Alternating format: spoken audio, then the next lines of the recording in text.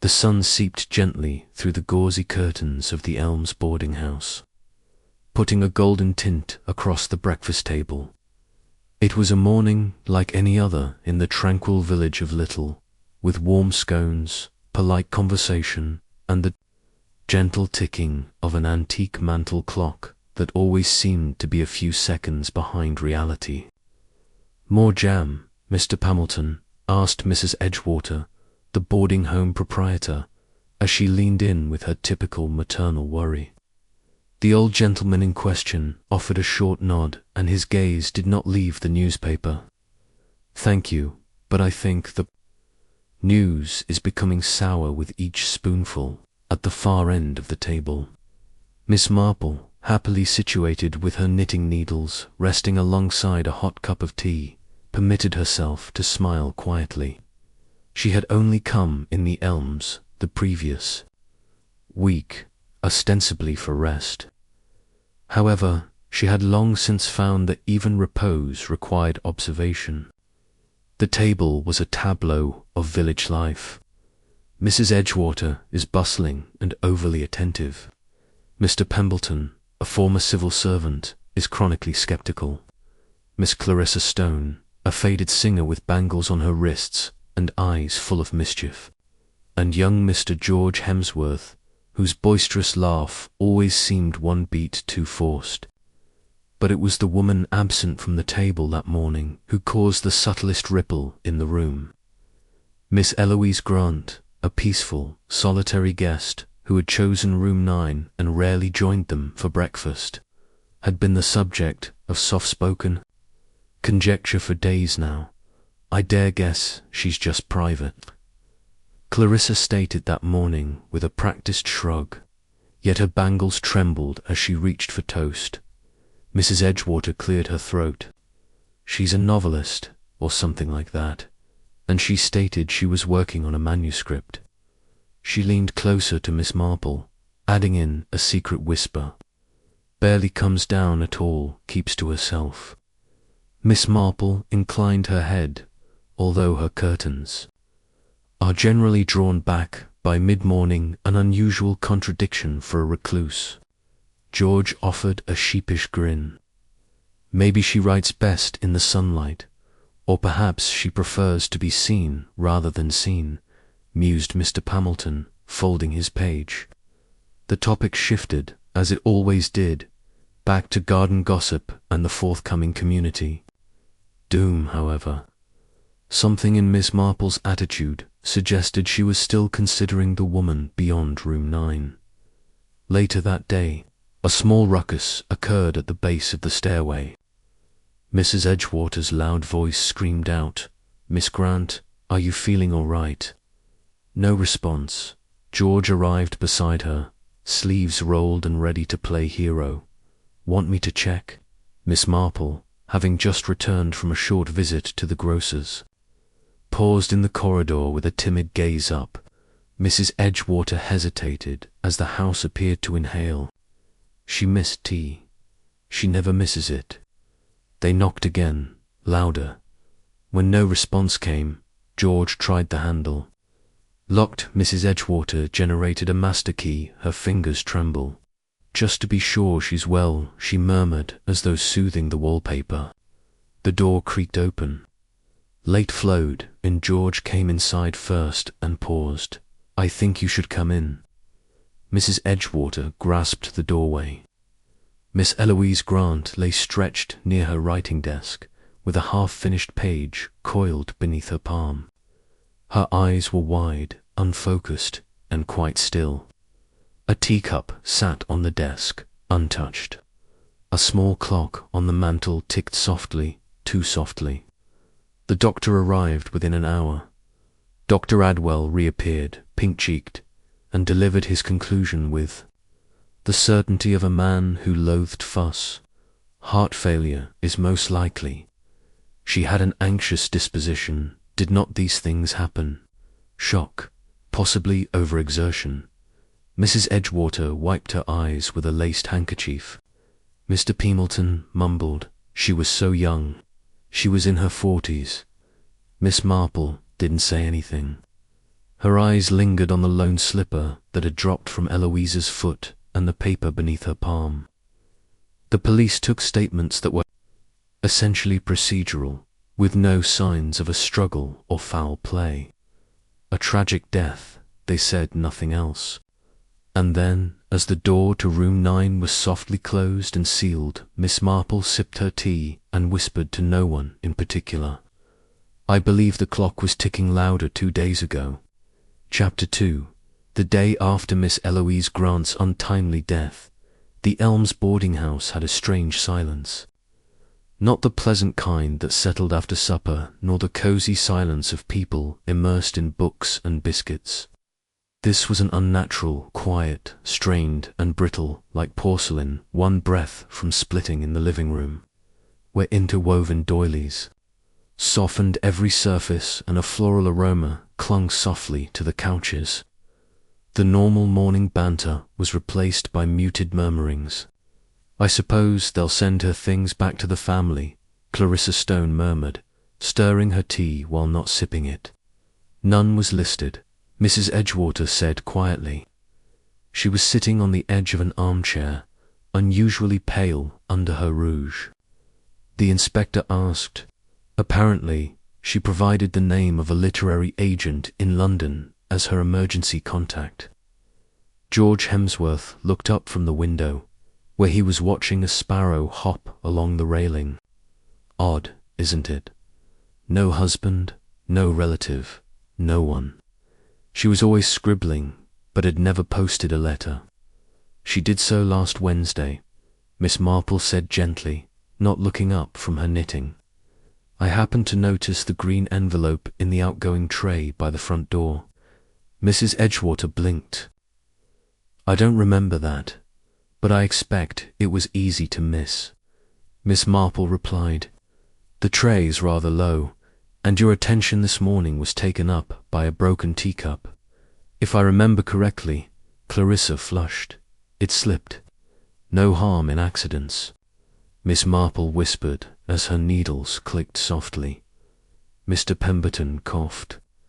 The doctor appeared pretty certain about the natural causes. Clarissa's teacup clinked against the saucer. She did not appear particularly tranquil. I mean, she appeared surprised, as if she'd seen something. Shock may freeze the muscles that way, as Mrs. Edgewater offered. Dr. Adwell said so. Of course, Miss Marple answered, but I did find the smell of lilacs very strong outside her door. Yesterday, Clarissa looked up. You assume she had flowers probably, but there were none in the room. Mr. Penton's eyes narrowed. Lilac has nothing to do with anything. Miss Marple responded warmly. Only it's a scent one doesn't expect. In October, later that afternoon, a uniformed constable arrived to retrieve Miss Grant's possessions. Room 9 remained locked. The key is now with the police. A thin layer of official tape crossed the door. Miss Marple was at the bottom of the stairs, purportedly inspecting a potted fern. The young, uncomfortable constable struggled with the baggage. Bit heavier than I expected, he said, primarily to himself. Miss Marple tilted her head. Miss Grant did not strike me as the kind to overpack. She was fairly thrifty. He paused, contemplating that odd thing that no books, not even a typewriter. Just papers, lots of paperwork. She declared herself a writer. Miss Marple added, I wonder what she was writing about. At supper, just half the table was occupied. The stew had turned cold before anyone remembered to serve it out. Do you think she was afraid of someone? Although the room was virtually still, Clarissa muttered, frightened. Mrs. Edgewater gave a thin smile. What an idea. George leaned forward. She was anxious, I noticed. Jumped at little sounds. You notice a lot, George, Mr. Peemelton mumbled. George's ears went pink. I only meant she seemed on edge. Miss Marple sipped her tea. People don't always run from fear, sometimes they run from guilt. Silence. Clarissa let out a brittle laugh. Oh, Miss Marple, That's very dramatic, isn't it? She agreed happily. That evening, as the sun began to set behind the sycamores, Miss Marple took her usual walk around the garden that Dahlia had gone over. But the Merald still held valiantly to colour. A glint caught her eye near the side of the house. Beneath the slightly agar window of room 9, she bent down. A button little pearl torn loose, the thread still attached, not hers, not Eloise's either. Too huge for a woman's blouse, Miss Marple glanced it over gently before slipping it into her pocket. A gentle sound caused her to turn. George Hemsworth stood beside the hedge, hands stuffed into his coat pockets. "I didn't mean to startle you," he said. "I just needed air." "The garden's nice this time of evening, Miss Marple," said George, nodded and hesitated. "You don't really believe someone killed her, do you?" Miss Marple's smile was faint. "I've lived long enough to know that individuals rarely die at the most convenient time." Miss Grant was just on the verge of something. She had written a letter. She had asked for tea, but never drank it, and she had left her shoes by the door, as though she intended to step out again. George frowned. "That may imply anything." She may have agreed, but it typically does not. Chapter 3. On the third morning after Miss Grant's death, Inspector Cray arrived in Little Dithering, a tall man with a salt-and-pepper moustache, a square chin, and a manner that suggested he would rather be dealing with bank robbers than boarding house gossip. He stepped into the elms with a brisk nod at Mrs. Edgewater, who ushered him into the parlour as though welcoming royalty. "I've prepared the guest logbook, Inspector, and of course anything you require. You only need to ask. I'll need to speak to everyone who dealt with Miss Grant in the last week," he continued, quickly flipping up a notepad. In the sitting room, the boarders had taken their places with the awkward rigidity of pupils summoned to the headmaster's office. Miss Marple sat nearest to the fireplace, knitting untouched in her lap. Cray began by asking George, "You say you last saw Miss Grant the evening before her death?" George nodded, just a passing hello in the corridor. "She didn't say anything." "She normally didn't. Did she look distressed?" George shuffled in his chair. "Not precisely, just distracted." Craig jotted something down. "Did you notice anything unusual outside her room, like someone entering or leaving strange noises? Anything out of place?" George hesitated a little too long. "No, nothing like that." Miss Marple watched with gentle interest, though her eyes were more focused on George's shoes, polished, yes, but the left toe bore a faint scrape of dried earth, as if someone had stepped hastily through the garden after a rain. Clarissa was next, and far more theatrical. "I hardly knew the poor woman," she said, her voice high. She was distant but not unpleasant. "I once asked her about her writing, but she changed the subject, and you didn't think that odd?" Clarissa shrugged as her bracelets clinked. "Writers are typically strange." Inspector Craig's gaze lingered on her bracelets before going on. When it was Miss Marple's turn, the room seems to breathe again. "You have been here a week." Miss Marple, 8 days later, she responded. "Did you speak with Miss Grant personally?" "Only once in the hallway." Her tone was light. She was rummaging her luggage for something. A key, I believe. Despite her courteous grin, she appeared agitated. Cray frowned. "Did she express anything about threats, grievances, or fears?" "No, but she did remark something unusual." Miss Marple added. She went on, "It's the quiet ones you ought to watch." Then she laughed, though not convincingly. The inspector paused. "And did you take that seriously?" "I find people rarely say such things without reason." Following the questioning, Miss Marple enjoyed her tea alone on the balcony. The flowers were moved by the autumn wind, and dried leaves scratched quietly against the stone. Mr. Peloton approached, hands behind his back, as though he were pacing in a gallery. She seemed troubled, that girl, he observed, taking a seat near her.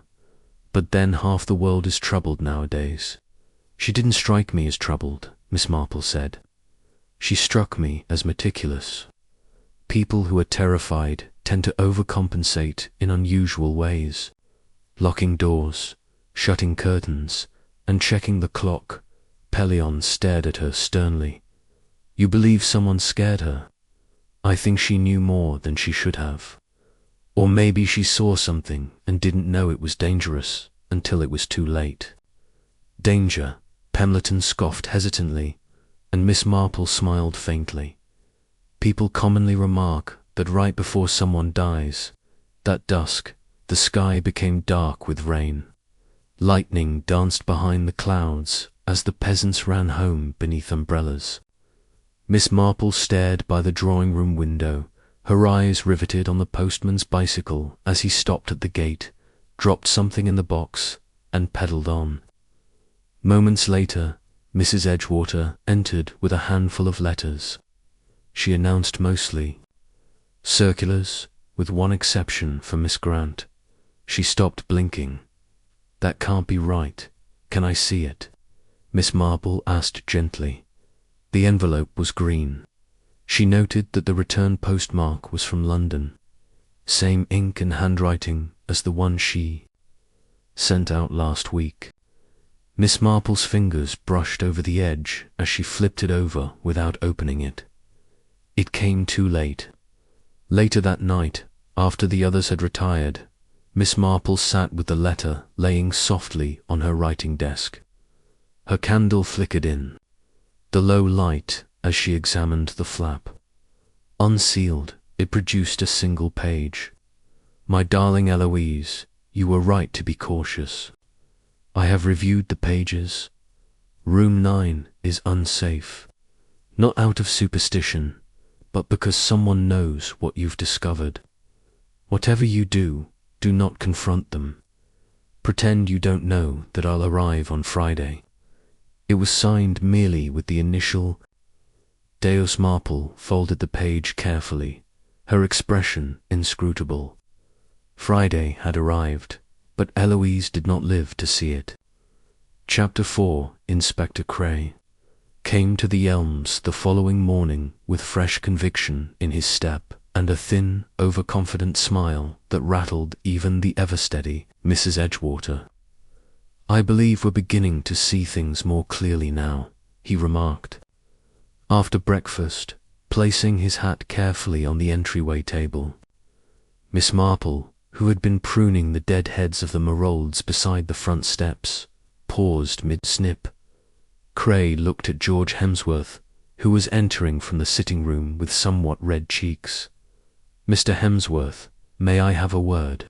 George blinked. Yes, of course. They disappeared into the drawing-room. Clarissa, who had been eavesdropping from behind the doorway with no special elegance, turned instantly to Miss Marple. You think they're accusing him? She muttered, her eyes blazing and flickering with something unpleasant. Possibly, Miss Marple remarked gently, though I think that early assurance in murder cases frequently exposes more about the speaker than the matter. Clarissa pursed her lips, but said nothing. Inside Craig's voice could only be heard low and even you were observed near the garden at nightfall, the evening Miss Grant died. George responded too hastily. I often stroll outside in the evenings to clear my brain. Did you go near her window?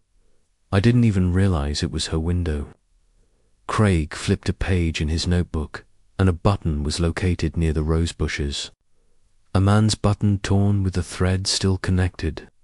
George stiffened. Are you accusing me of attacking her? No, Cray answered too-icily. Not yet. At tea, the tension curdled like cream left out too long in the sun. Clarissa spoke with forced brightness. Poor George, I hope this doesn't undermine his standing on the parish committee. He's supposed to be hosting the raffle table. Mrs. Edgewater flashed a stiff smile. If one's reputation collapses at a few queries, it may not have been particularly stable to begin with. George appeared moments later, clearly annoyed, and dropped into a chair with a huff. Inspector Craze chases shadows. He believes that you were near Miss Grant's window, Mr. Peemelton remarked calmly, lifting his teacup. I was, momentarily, but it doesn't mean he stopped himself from flushing, and I heard a sound. I assumed it was a cat. A cat, Clarissa responded with a thinly veiled disbelief. George shrugged and turned to Miss Marple. You believe me, don't you? Miss Marple held his eyes with quiet steadiness. I believe people often leave out things not because they are guilty, but because they are afraid of being misunderstood. George hesitated and gave a slight nod. That afternoon, Inspector Cray went on to what he plainly saw as his next intriguing angle. Miss Clarissa Stone, she frequently interacted with Miss Grant. He told Miss Marple discreetly, but she pretends otherwise. We discovered a pair of gloves in Miss Grant's room, perfumed femininely and monogrammed. Miss Marple asked, May I ask for the initials? Her eyes twinkled softly. Clarissa Stone is not a woman renowned for misplacing accessories without a big announcement. Craig didn't smile. We also obtained an unsigned but definitely written note from a woman. The ink matched a pen discovered in Miss Stone's bureau. Miss Marple inclined her head. Does the note convey hostility? It says you are not as invisible as you think. Some stories should not be revealed. Miss Marple's expression did not shift. A veiled warning or an author's draft line. Cray narrowed his eyes. You think it was fiction? I think, Inspector. She kindly said that jumping to conclusions at a boarding house is rather like lighting a match in a hoft. One can wind up with more than one fire. Clarissa was conspicuously absent at supper that evening. She is unwell, Mrs. Edgewater stated. Stiffly said she had a headache and would eat in her room. Poor dear, remarked George with a frown. I hope the inspector's line of questioning was not too harsh. Miss Marple stirred her soup once, twice. Sharp lines tend to tear under pressure. That night, Miss Marple took a leisurely walk down the corridor outside room 9. The police tape had started to curl around the edges. The door stayed locked, but the hallway had a cold, as if the room beyond still recalled what had transpired. As she turned to leave, a rustle from behind made her hesitate. A man stood at the far end of the hallway, silhouetted in the gaslight. Mr. Pembleton. I find sleep comes with great reluctance these days, he murmured softly as if continuing a conversation they hadn't yet started. A common complaint, Miss Marple said. Pempton's attention remained in room 9. You know, I stayed in that room once, last spring. Very standard, slightly drafty. Did you ever notice anything strange? She said. He shakes his head. Miss Marple did not respond. Instead, she peered at the door and grinned.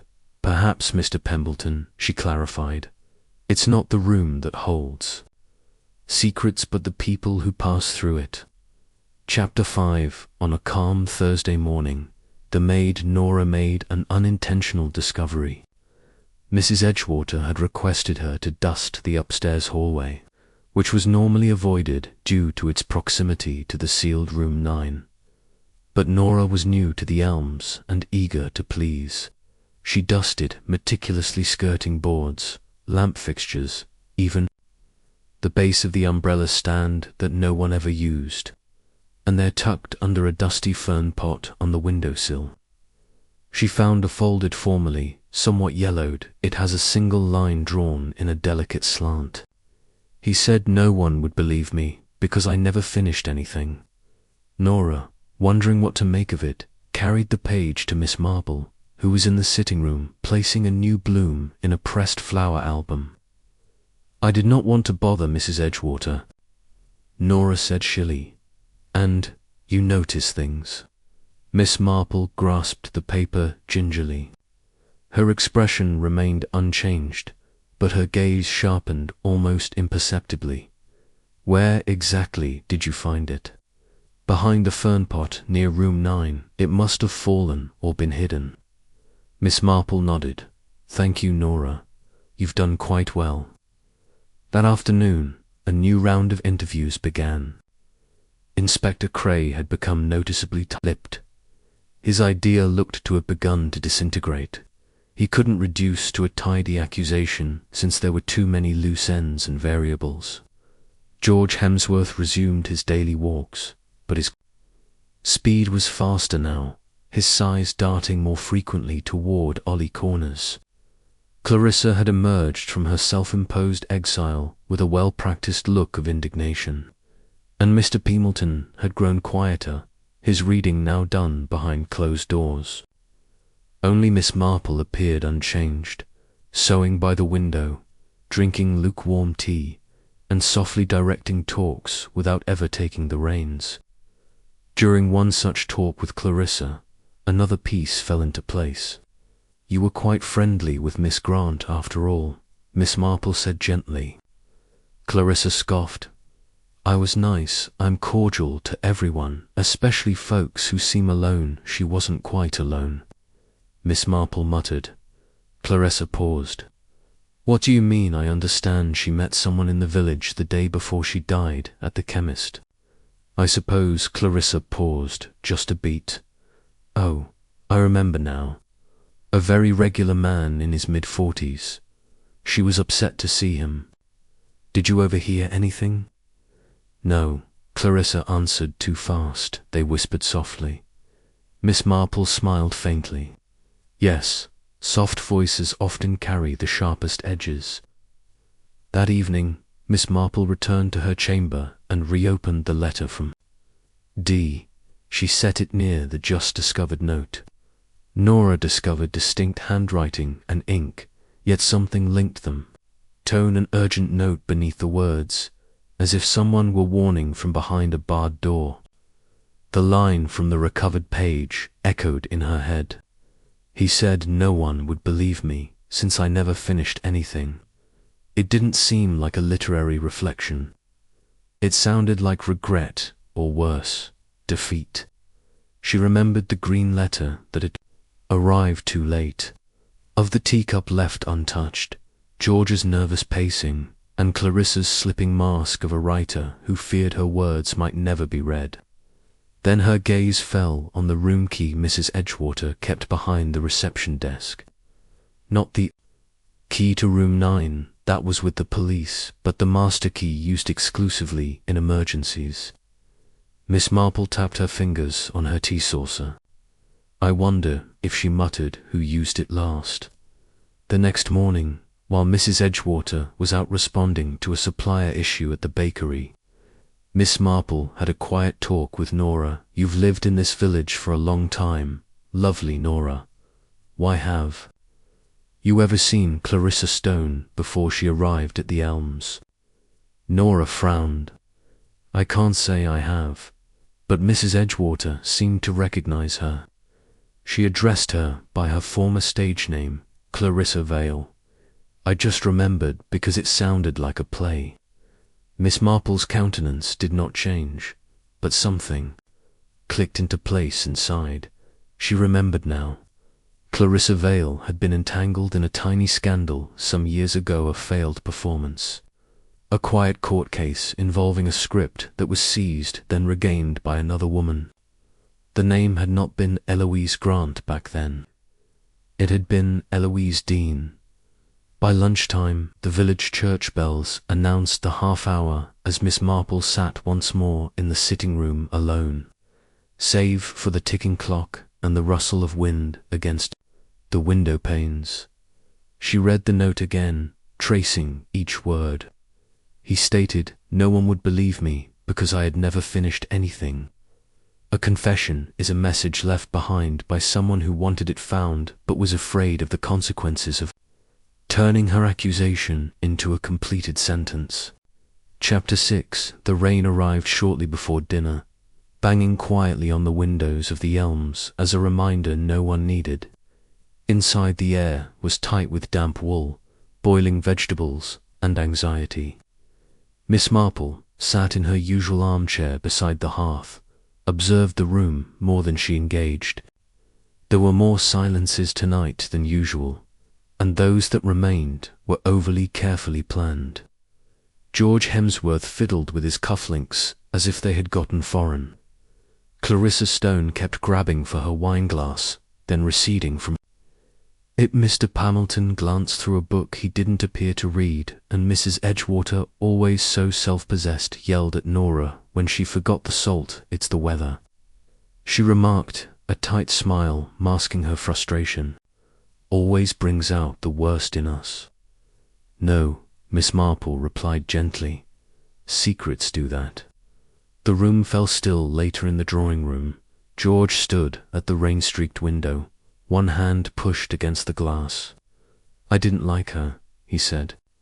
"Is that enough to make me a suspect?" Miss Marple didn't look up from her knitting. Disliking someone doesn't make one dangerous, but fear, resentment, jealousy, those can leave marks long after the facts have been buried. George turned. "You think someone resented her?"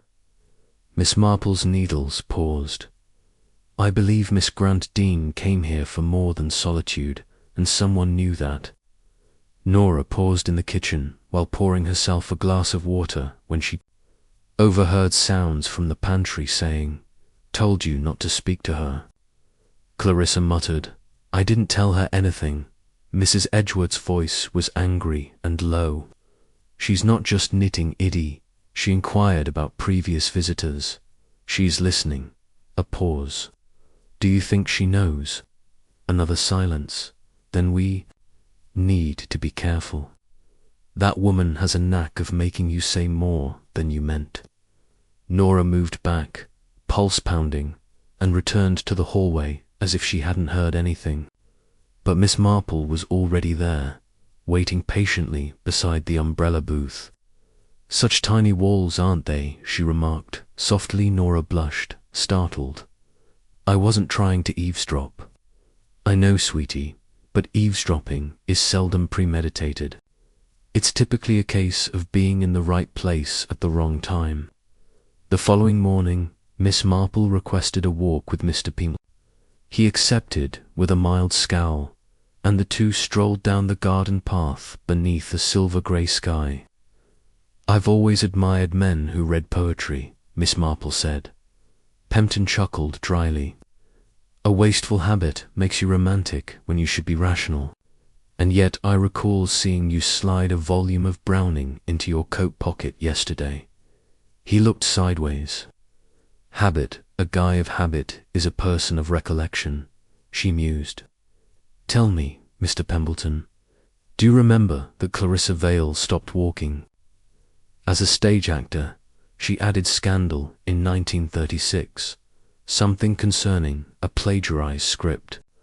His mouth tightened. "I read something. She stayed in room 9 last spring, didn't she?"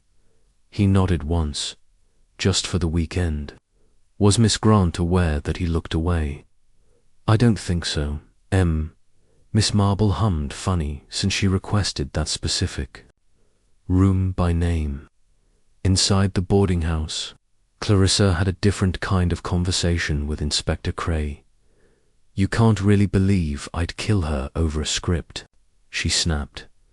"That business happened years ago. Ancient history. You changed your name," Craig said, "and so did she." Clarissa's tone cooled. "Women do this all the time, especially when starting out." "But you did not change your handwriting," he said, placing the unsigned note from Miss Grant's room on the table. "It matches an ancient theatre program we obtained in the Public Records Archive." Clarissa's face darkened. "She stole from me. Eloise Dean acted like she was the better, more refined writer, but she couldn't finish anything." This is what made her dangerous. She recalled every slight, but never let it go. Cray leaned forward. So you approached her. Clarissa's lips tightened. I wanted to talk, but she wouldn't listen. She then threatened to expose me, saying she had copies of the original pages, proof, and now she's died. Clarissa stood. You are looking in the wrong place. Inspector, I loathed her, but hate alone does not kill. Later that evening, Miss Marple sat at the writing desk in the library and flipped through the old guest book. She paused at the spring entries. Clarissa's name was there. Clarissa Vale, room 9, and 2 days after another entry, D. Fairley. She smiled slightly. The letter was signed D. She rose, made her way to Mrs. Edgeworth's quarters and knocked. Come in, responded the landlady, surprised. I just have a quick question, Miss Marple remarked sweetly. You mentioned once that Clarissa was an old friend, but did you know Miss Grant before she arrived? Mrs. Edgewater hesitated. Only by communication. She rode ahead, and her name didn't strike you as familiar. The landell folded her hands. That's why. I gave her room 9. I assumed she was attempting to make peace with the past. Miss Marple looked at her for a bit. What happens when two individuals refuse to forgive the same memory? Mrs. Edgewater didn't respond. Chapter 7. On Sunday, the storm returned louder than before, with thunder cracking like old wood splitting at the seams. However, it wasn't the weather that disturbed the elms. This was the scream. It pierced the morning just after 8 a.m., high and sharp, trailing into a silence so absolute that even the rain could not continue for a second. Miss Marple had just tied her shawl when she heard the frantic footsteps down the hall. She encountered Nora on the stairs, breathless, pale and shivering. It's the cellar, Nora exclaimed. It's open. Mrs. Edgewater reported that the door to the old service cellar had been locked for many years, used for little more than storage. Dusty trunks, discarded lampshades, and old holiday decorations. Yet someone had been down there recently. The padlock lay discarded on the 3rd step, smashed clear through. The smell of dampened iron rose from below like a warning. Inspector Cray arrived moments later, summoned from the vicarage, where he had been reviewing Eloise Grant's coroner's report. He descended with a torch, accompanied by George and Mr. Peemelton. They returned 5 minutes later, their faces drawn. There's something down there you'll want to see, Craig remarked sadly, nodding to Miss Marple. She followed silently, her steps slow but steady. At the bottom of the short steps rested an ancient travel trunk. Its leather straps decayed and the hinges rusted, but it wasn't the trunk itself that caught their interest. It was what was within. Not a body. Cray ripped up a bundle of pages wrapped in oilcloth, showing hundreds of handwritten sheets, each covered with the same exquisite scroll. Miss Marple recognized Eloise's letter and desk. She was writing something, George muttered, but why hide it? Craig did not respond. He pulled a paper from the top and studied the first few words, brow furrowing. It's a manuscript, he murmured, but it's not fiction. It reads more like a memoir. Miss Marple carefully reached for a page and read aloud. Room 9 wasn't simply a room. It was a trap. I wasn't the first person invited there under false pretenses, and I worry I won't be the last. By mid-afternoon, the entire book had been carried. Up and spread across the sitting-room table, Clarissa stood over it with crossed arms, her face ashen. She stated that she had burned it and muttered, "You knew about it?" Craig asked angrily. Clarissa did not answer at first. Then, with reluctant lucidity, she provided me a copy of an early one last spring. saying it was her truth about what happened with the play and the people involved. Why would she email it to you? George asked. Clarissa's voice sank. Because I was in it. Everyone turned. Miss Marple remained sat, her gaze steady. How accurate was her account? Clarissa's lips pressed firm, precise enough to harm more than reputations. She did not simply write about me. She wrote about everyone who had ever stepped into that room. Names, situations, and suspicions that were never verified but were definitely whispered. Cray arched an eyebrow, and Clarissa looked at Mrs. Edgewater, who had become quite still. She mentioned that a guest disappeared from room 9 in 1937, never recorded. There is no police report, just gone. Mrs. Edgeworth's eyes were fixated on the papers. There is no proof of it. Clarissa flashed a sour smile. That was Eloise's specialty, making accusations feel like memories. Later that evening, Miss Marple waited at the library doorway, where Cray had begun arranging the pages into some sort of sequence. You said the coroner's report had arrived, she gently inquired. Cray glanced up. Yes, nothing conclusive. Heart failure, no poisons in the tea, but the timeline's weird. How so? She died around 5 p.m., but the tea tray was requested at 4:30, and Nora claims it was untouched when she carried it up. However, someone noticed the light turned off at 5:15. So whatever happened fast. Cray nodded. Too fast for natural causes, if you ask me. Miss Marple ran her fingers over the edge of the manuscript. There was nothing in the room.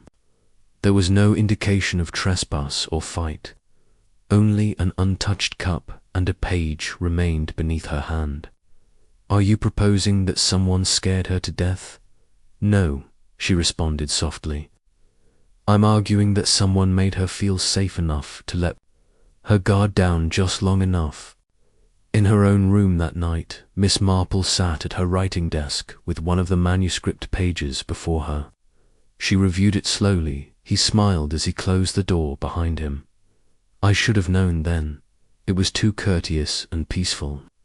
When death approaches, it frequently comes with the nicest manners. Miss Marple folded the paper gently. She had seen that kind of civility, not in Clarissa or George, but somewhere quieter, colder, the kind of friendliness that always came with a pre-rehearsed apology. Chapter 8. The morning after the manuscript's discovery dawned clear for the first time in days. Rain had washed the village clean, but around the elms, the air was thick with unfinished ideas and unsolved realities. Miss Marple arrived at breakfast at precisely 8:30. She was clothed in her customary pale blue cardigan, but the set of her shoulders felt stiffer, like lace stretched over wire. George Hemsworth was one of only 3 others present. Clarissa Stone and Mrs. Edgewater. Mr. Peemelton had taken his tea in his chamber. The discourse, as it was, hovered between polite whispers and awkward silences. Miss Marple stirred her tea. Slowly, I was thinking, she casually mentioned how trust is such a fragile thing. We casually extended a grin and a cup of tea. We don't question the locked door. Mrs. Edgewater looked up abruptly. I suppose we must trust each other in a place like this. Yes, Miss Marple murmured, setting down her spoon. It's interesting, isn't it, how often we trust the person who makes the tea or carries the keys. Clarissa shifted in her seat. George interrupted the silence. Are you implying that the murderer had a key? Miss Marple's tone remained cheery. Oh, I'm suggesting very little, sweetheart. That opportunity comes shrouded in familiarity. A stranger might struggle with the steps, but someone who knows the house would move without leaving a mark. Later that day, Miss Marple insisted that tea be served in the garden, despite the wet ground. Nora placed out the chairs, and Miss Marple delicately arranged 3 empty teacups on a tray. She poured from a kettle steeped with rosehip and chamomile. No milk or sugar, just 3 plain cups. Then, in full view of the drawing-room window, she took 1 sip from the middle cup and set it down without touching the rest. Clarissa frowned from behind the curtain within. It was an odd old habit, she whispered. Miss Marple was not alone for long, and when she returned home 20 minutes later, she had left the tray behind, just before evening, when the garden was again deserted. Someone crept outside. They approached the tray, halted, and after looking about, emptied the last 2 cups into the dirt. Miss Marple looked through the parlour mirror, which conveniently reflected the garden. She did not smile, not. Yet that evening, Mr. Peemelton joined Miss Marple for a game of chess. He rarely played, but tonight he accepted with a quiet nod and settled into the armchair opposite from her. The fire crackled softly between them. "You think she was poisoned," he said finally. "I think she was silenced," Miss Marple responded, moving her knight, and silence can take many forms. He inspected the board. "Do you think someone is trying to silence you now?" "No," she said simply. "They wouldn't dare. Not after the text, but they're monitoring, measuring to see if I've seen something they missed."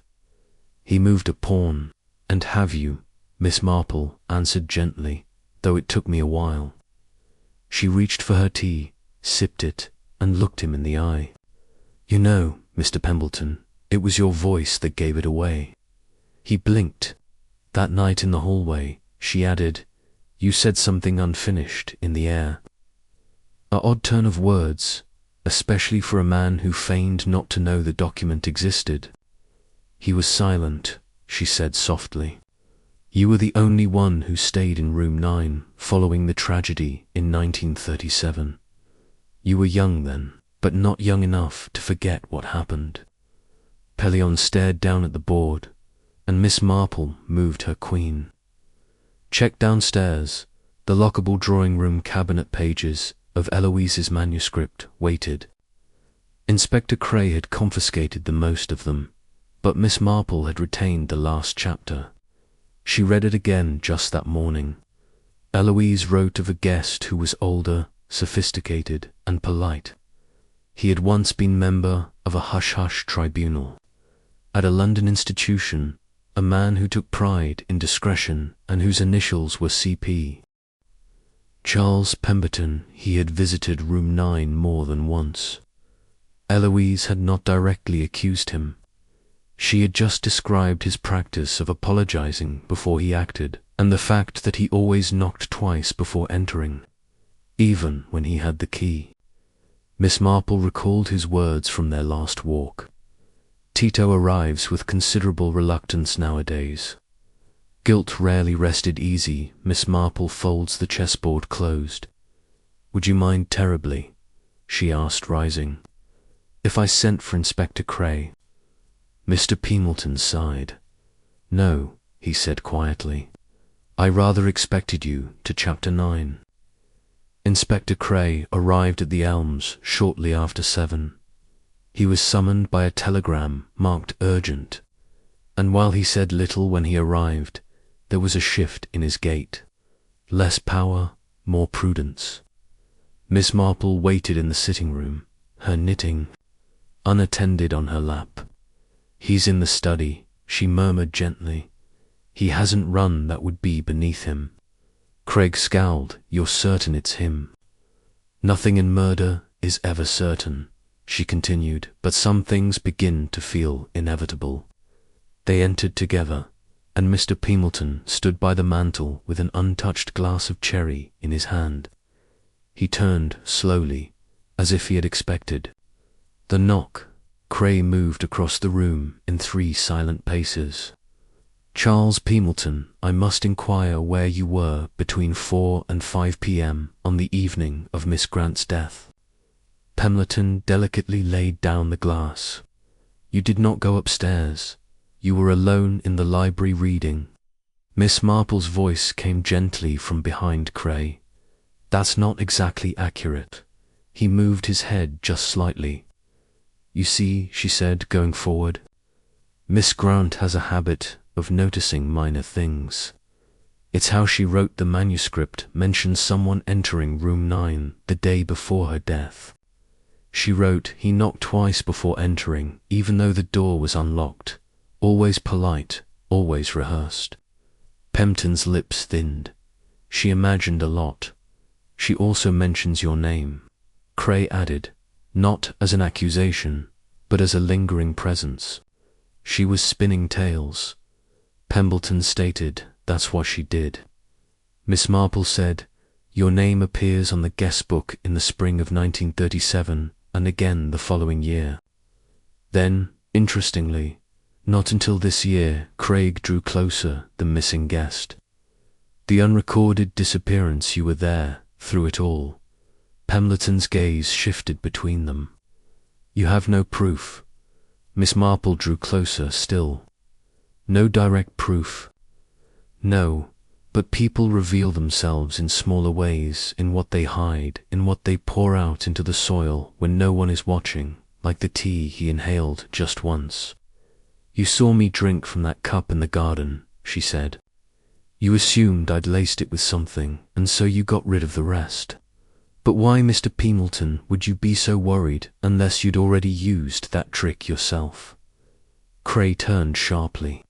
What clever aromatic infusions. Miss Marple replied. Chamomile, rosehip, and lilac, the same fragrance. Nora smelled outside room 9 on the day of Miss Grant's murder. The same you employed to hide the delivery of a rare alkaloid substance absorbed fast when inhaled, even more so when added to warm liquid. Cray stiffened. You are saying that he poisoned her. Miss Marple shakes her head. No, I'm suggesting he scared her to death with something that resembled a cardiac attack. Something not easily detected, and that she never suspected until it was much too late. Pempton walked towards the window, hands clasped behind his back. She wouldn't let it go, he said. After 30 years, she still believed she could alter history. The manuscript was not a reminiscence, it was a weapon. She wanted to punish everyone who had wronged her, including those who had just witnessed it happen. And you? Cray questioned, what did you do? I was a coward, Pempton said gently. In 1937, there was a young man who was cautious and bright. He was staying in room 9. There were suspicions of blackmail. He disappeared overnight. The family never reported it because they were too ashamed. And you kept the secret, Miss Marple remarked kindly, even when others turned it into gossip. He came to me the night before, Pembleton murmured distantly, begged for help. I told him to wait, and I'd speak to someone in the morning, but he never made it. Craig observed him for a long period, and Miss Grant knew or thought the manuscript was her justice, but it wasn't just me she was exposing. There were others. Miss Marple said nothing. She was not going to publish it. Not yet, but she wanted us to know she could and had power again. He turned his eyes sharply. That makes enemies. But you were the only one who never raised your voice, Miss Marple stated softly. Never shouted, never denied, you just waited. Pembleton breathed. I didn't plan to kill her. I only wanted to scare her. She used to have panic spells years ago, and I believed if I reminded her, it might rattle her enough to stop. Miss Marple finished. She gripped her chest, and I panicked, leaving the door shut behind me. Craig stepped forward. That's obstruction of justice, at the very least, and possibly manslaughter. Pembleton did not resist. He merely sank himself into the armchair, as if finally fatigued. She wrote the truth, he remarked, even if none of us wanted to read it. Outside of the study, Miss Marple moved carefully towards the garden. Rain had returned, and she didn't seem to mind. She stopped by the marolds and knelt, brushing her palm across the soft dirt, still damp from the tea. She closed her eyes. So much bitterness packed into quiet. Chapter 10. The community of Little Dithering moved on, as usual, with the rehearsed pace of those who preferred their scandals. Tidy up by tea time. The rain has passed. The grocer reopened, and the Sunday bells rung as if nothing had happened. But the air within the elms had shifted. Mr. Pletton was hauled into jail late the previous evening. There were no handcuffs or shouting, just a solemn pact between three people who understood the penalty of silence. Miss Marple sat in the sitting room with Inspector Cray once more, her fingers softly folded around a sealed package. "You've read it all, then?" Cray inquired. "Yes," she responded.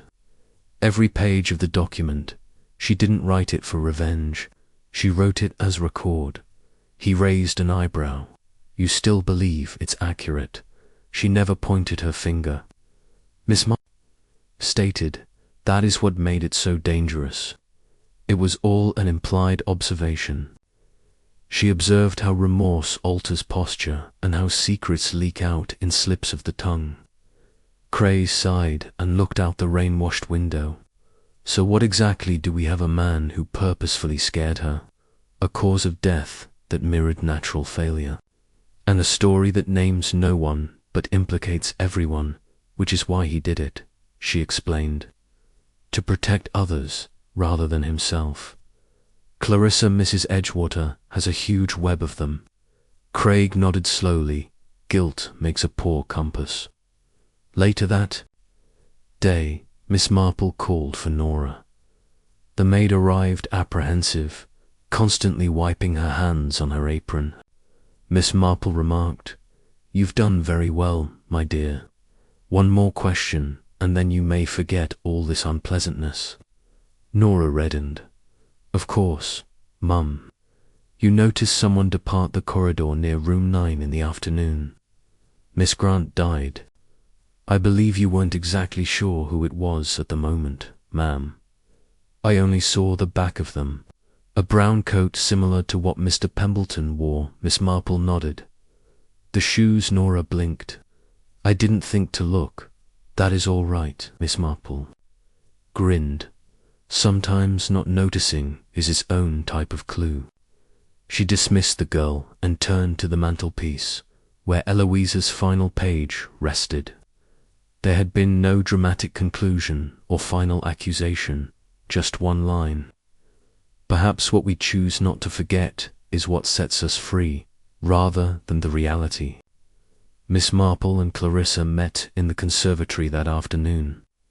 The atmosphere was damp, and the smell of potting dirt clung to every surface.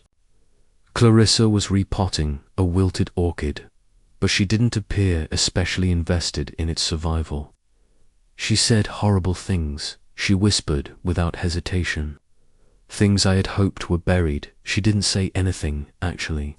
Miss Marple corrected, gently. She merely remembered. Clarissa glanced up. "Isn't that the same thing? No speaking is an act. Remembering is a wound." And Miss Grant chose to write instead than shout. Clarissa let out a sour laugh, and look where it got her. It got her the truth. Miss Marple said simply, "And it gave you the opportunity to confront the part of yourself that you'd been protecting.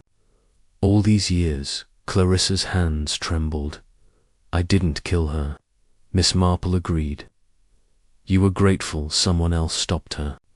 That evening, as dusk descended over the elms, Inspector Cray visited one more time, carrying an official report in a brown envelope and a sealed box from the coroner's office. "The lab confirmed your suspicion," he told Miss Marple. "Trace elements of a substance identified in the teacup. Odorless is difficult to diagnose, mimicking heart discomfort. Illegal, but not unusual in rare herbal mixtures. Lilac," she spoke quietly. Crane nodded. We'll never know where he got it, but the outcome was evident. He hesitated. Would you have preferred that we found something more conclusive? A confession?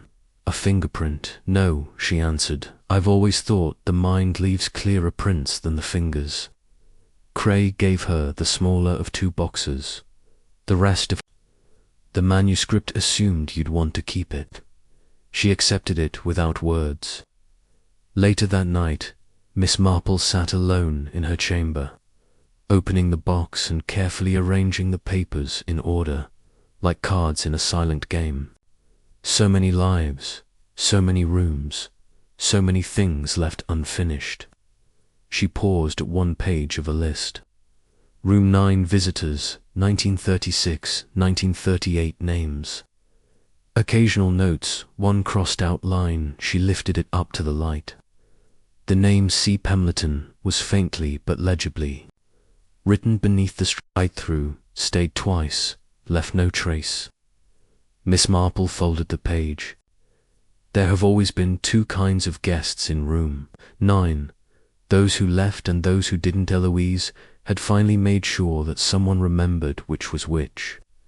Chapter 11. 2 days after Mr. Pemberton's quiet arrest, the Elms reopened its front door to a new guest.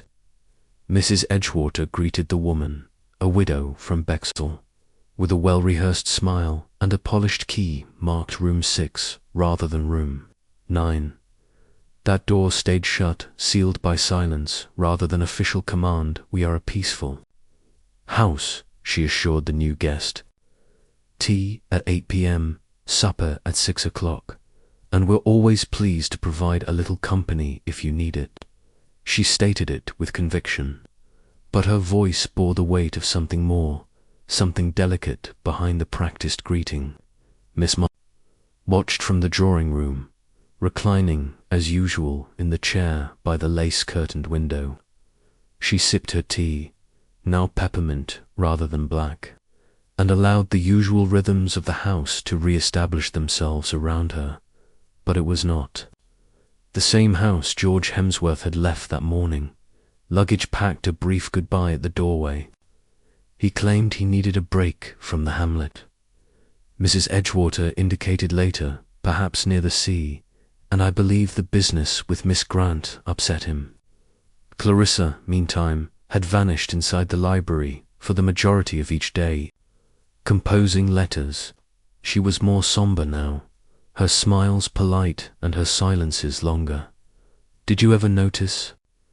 During one of their rare chats, Miss Marple told her how guilt doesn't always come from what we do, but what we allowed.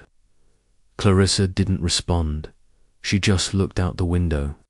Her reflection wavered in the glass, as if something was incomplete. Miss Marple invited Mrs. Edgewater to join her for a quiet supper in the conservatory. They ate silently for some time. Cold meats, pickled beets, a slice of humble pie. Outside, the vines twisted against the glass, and the breeze carried the faintest murmur of laughing from the village green. Have you thought of closing the room? Miss Marple questioned Mrs. Edgewater, didn't glance up. I already have permanently. Oh, wise pick. Mrs. Edgewater took a breath. I should have done more. Miss Marple said nothing. I saw him go up that afternoon, the Landell continued quietly. I didn't stop him, didn't ask why. I thought perhaps he was saying goodbye, and he was. Miss Marple spoke kindly. In his way, I just wanted peace, you see. Not scandal, not stories, just peace. There's a kind of peace that comes from forgetting, Miss Marple said. But another, perhaps truer serenity, comes from remembering clearly and continuing regardless. Mrs. Edgewater pressed her napkin flat against the table, and Miss Marple paused. She tried to finish something. A darling thought, a wound, possibly even her own atonement, but she was interrupted by someone who feared what she would finish. The next morning brought a letter from London addressed to Miss Marple in handwriting she did not recognize. Inside was a single note, unsigned, written in a looping, uncertain hand. When I read what she wrote, I remembered that she was not the only one who maintained the truth. Miss Marple folded the note carefully and placed it inside Eloise's manuscript folder, which she hadn't yet handed to the authorities. She would eventually, but not just now. That afternoon she wandered once more around the garden where Marple still flowered fiercely into the frost of October near the rose bushes. The dirt had settled again. The overturned portion where the tea was spilled was now scarcely visible. Time has a way of smoothing even the sharpest disturbances. Miss Marple bent to trim a faded bloom, holding her fingers steady despite the frigid air. Somewhere nearby, a faint bell rung. The village church calling the hour. She straightened, dusted her hands, and glanced toward. The home life would continue, tea would be offered. New guests would arrive. The truth would gradually fade to rumor, then memory, then something even softer, but not for her. She would recall that night, as Miss Marple prepared for bed. She placed the final page of the manuscript on her nightstand. The words were basic.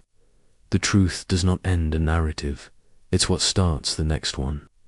She turned off the light, and for the first time in weeks, the house slept peacefully.